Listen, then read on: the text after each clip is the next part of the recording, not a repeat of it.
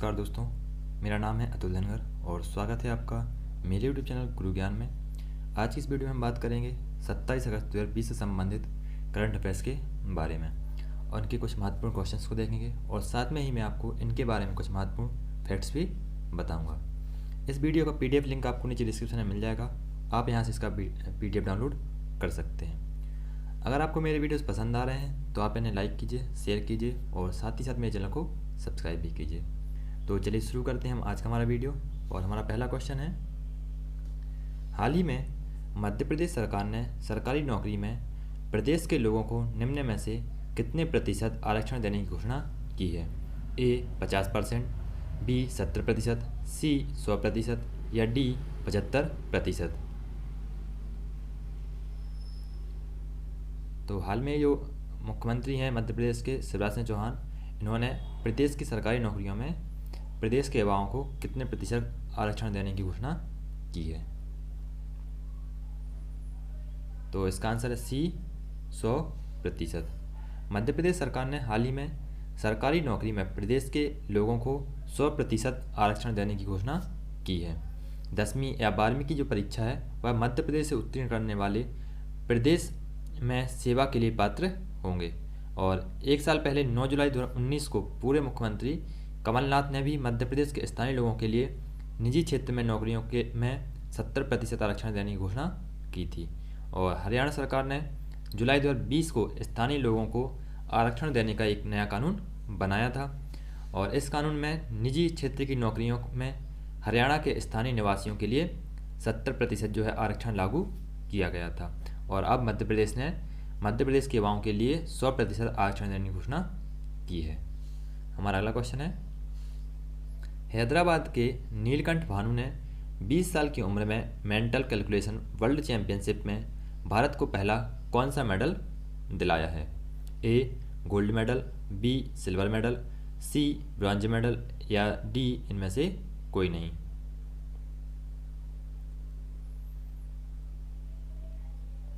तो इसका आंसर है A गोल्ड मेडल। हैदराबाद के जो नीलकंठ भानु हैं, इन्होंने 20 वर्ष की उम्र में ही मेंटल कैलकुलेशन वर्ल्ड चैंपियनशिप में भारत को पहला गोल्ड मेडल दिलाया है। और वे अब जो हैं दुनिया के सबसे तेज ह्यूमन कैलकुलेटर हैं। और नीलकंठ भानु प्रकाश, इन्होंने शकुंतला देवी, इनके पहले जो शकुंतला देवी हैं इनके पास यह रिकॉर्ड था, उन्होंने इनका रिकॉर्ड अब तोड़ दिया है। और माइंड स्पोर्ट ओलंपियाड जो है 1997 से लंदन में हर साल आयोजित होने वाला मेंटल स्किल और माइंड स्पोर्ट्स के लिए सबसे प्रतिष्ठित अंतर्राष्ट्रीय प्रतियोगिता है। और इस वर्ष जो है यह प्रतियोगिता ऑनलाइन की गई थी। हमारा अगला क्वेश्चन है, हिमांशु सेन ने कितने कोडर्स को हराकर कोड ग्लैडिएटर्स 2020 खिताब जीता है? A 2.52 lakh, B 2.25 lakh, C 3.12 lakh या D 4.21 लाख।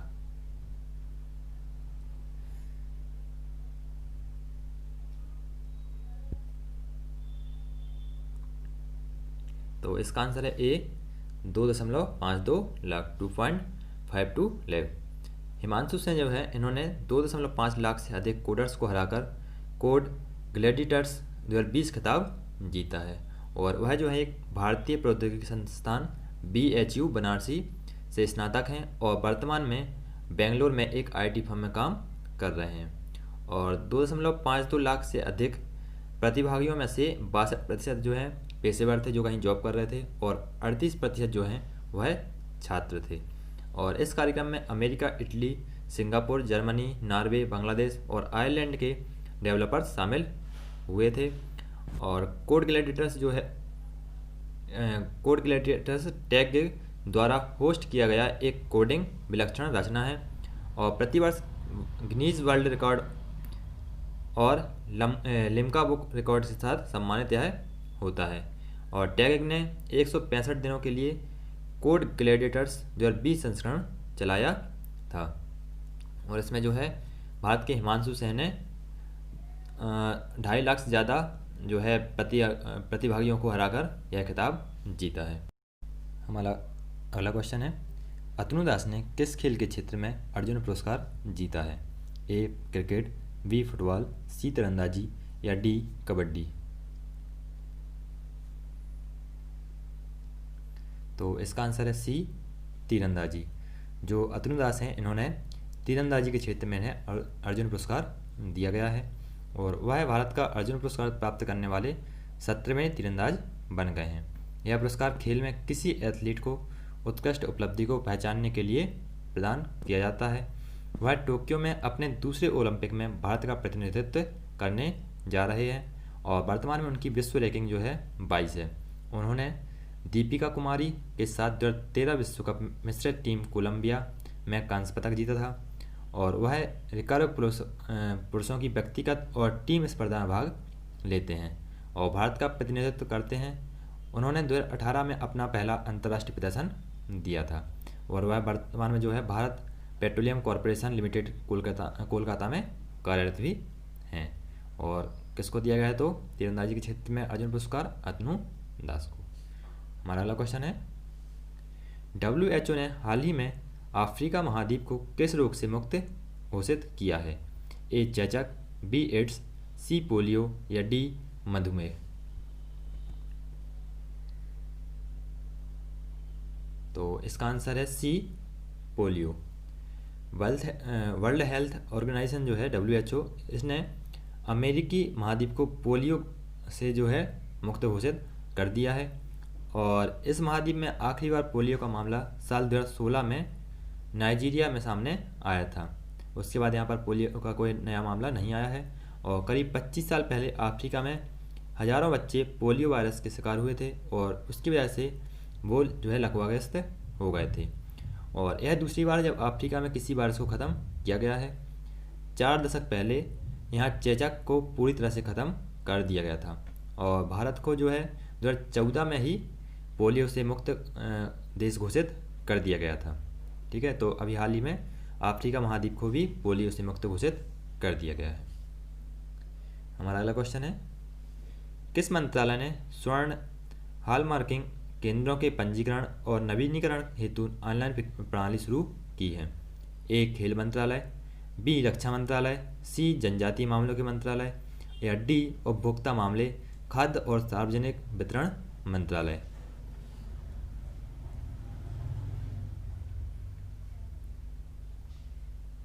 तो इसका आंसर है डी उपभोक्ता मामले, खाद्य और सार्वजनिक वितरण मंत्रालय।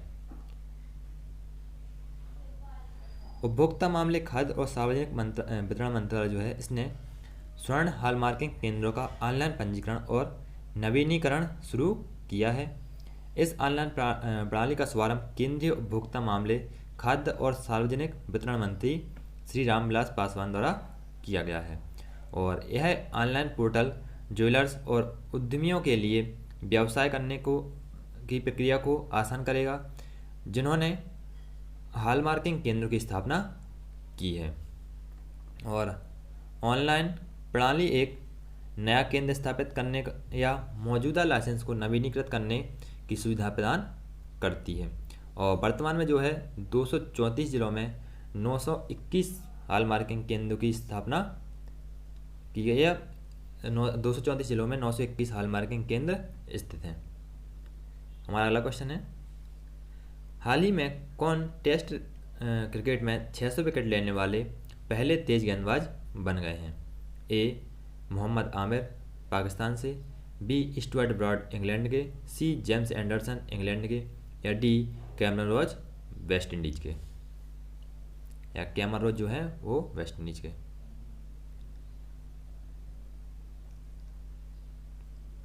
तो इसका आंसर है सी जेम्स एंडरसन इंग्लैंड के।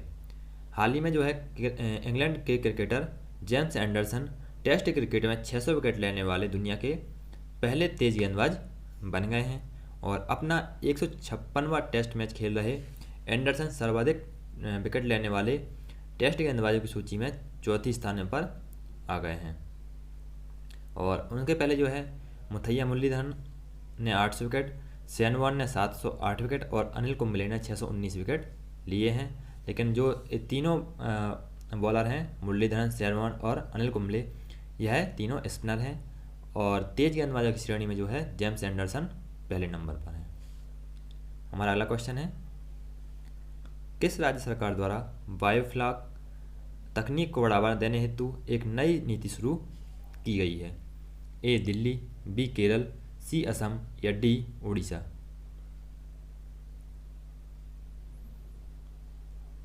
तो इसका आंसर है डी उड़ीसा।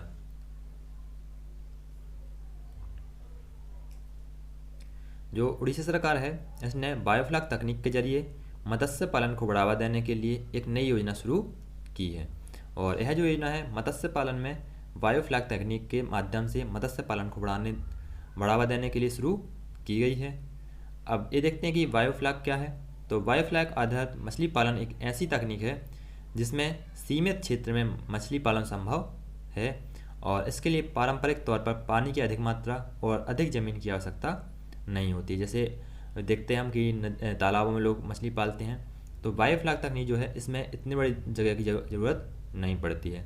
और इस तकनीक में टैंक में अपशिष्ट कार्बनिक पदार्थ, प्रोबायोटिक्स और कार्बन स्रोतों जैसे कि सीसा के उपयोग से बचता है और मछली के भोजन में परिवर्तित से किया जाता है। और यह योजना राज्य में मछली उत्पादन को बढ़ाएगी और उद्यमियों, बेरोजगार युवाओं और इच्छुक प्रगतिशील मछली किसानों को आजीविका सहायता प्रदान करेगी। राज्य सरकार उन उद्यमियों को 40% की सब्सिडी प्रदान करेगी जो मछली का उत्पादन करने के लिए नए जैव प्रणाली शुरू करना चाहते हैं। ठीक है, तो उड़ीसा सरकार ने कौन सी तकनीक शुरू की है? बायोफ्लॉक तकनीक। हमारा अगला क्वेश्चन है, राष्ट्रीय शिक्षा नीति NEP को लागू करने वाला पहला राज्य कौन सा है? ए दिल्ली, बी मध्य प्रदेश, सी कर्नाटक या डी केरल? तो जो राष्ट्रीय शिक्षा नीति है इसको लागू करने वाला पहला राज्य कौन सा होगा? तो इसका आंसर है सी कर्नाटक। कर्नाटक के जो उप मुख्यमंत्री हैं डॉक्टर CN अश्वत्थ नारायण, इन्होंने घोषणा की है कि कर्नाटक राष्ट्रीय शिक्षा नीति NEP को लागू करने वाला पहला राज्य होगा। और कर्नाटक राज्य सरकार द्वारा राष्ट्रीय शिक्षा नीति को लागू करने के लिए प्रशासनिक सुधार और कानूनों में संशोधन जैसे आवश्यक कदम उठाए जा रहे हैं। और कर्नाटक के उप मुख्यमंत्री ने राष्ट्रीय शिक्षा नीति की विशेषताएं और कार्यान्वयन विषय पर आयोजित 5 दिवसीय ऑनलाइन कार्यशाला के उद्घाटन सत्र को संबोधित करते हुए इसकी घोषणा जो है की है। राष्ट्रीय शिक्षा नीति यह देश में शिक्षा के विकास का मार्गदर्शन करने के लिए एक समावेशी ढांचा है और इसे पहली बार 1964 में पेश किया गया था। तो भारत में सबसे पहले राष्ट्रीय शिक्षा नीति कब लागू की गई थी? 1964 में। उसके बाद 1986 में इसमें परिवर्तन किया गया था, इसमें संशोधन किया गया था। उसके बाद लगभग 34 साल के बाद 2020 में इसे संशोधित किया गया है।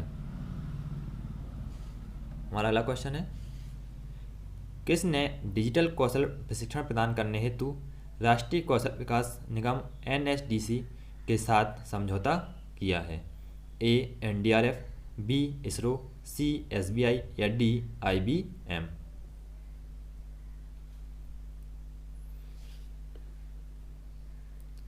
तो इसका आंसर है D IBM, international business machine.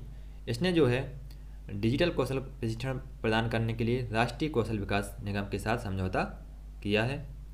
और computer hardware company international business machine या कॉरपोरेशन IBM और राष्ट्रीय कौशल विकास निगम NSDC ने एक मुफ्त डिजिटल शिक्षा मंच की शुरुआत की है जो नई प्रौद्योगिकियों तथा पेशेवर कौशल विकास पर केंद्रित है। इस साझेदारी के तहत IBM ओपन PTech मंच से ऑनलाइन पाठ्यक्रम तैयार करेगा और NSDC के ई स्किल इंडिया पोर्टल के जरिए इसकी पेशकश की जाएगी। और इस पहल से देश के युवाओं को अपना भविष्य बनाने के लिए विभिन्न कौशल को सीखने में मदद मिलेगी। और इस पहल के तहत युवाओं को साइबर सिक्योरिटी, ब्लॉकचेन, कृत्रिम मेघा और machine learning, cloud internet of things जैसी उभरती हुई तकनीकों के बारे में निःशुल्क प्रशिक्षण दिया जाएगा। तो IBM और NSDC के साथ एक समझौता हुआ है जिसके तहत लोगों को जो है प्रशिक्षण दिया जाएगा। अगर आपको मेरा वीडियो पसंद आया तो आप इसे लाइक कीजिए, शेयर कीजिए और साथ ही साथ मेरे चैनल को सब्सक्राइब भी कीजिए। इस वीडियो का PDF लिंक आपको नीचे डिस्क्रिप्शन में मिल जाएगा या फिर नीचे दिए नंबर पर मैसेज करके भी आप इसका PDF मंगा सकते हैं। Thank you.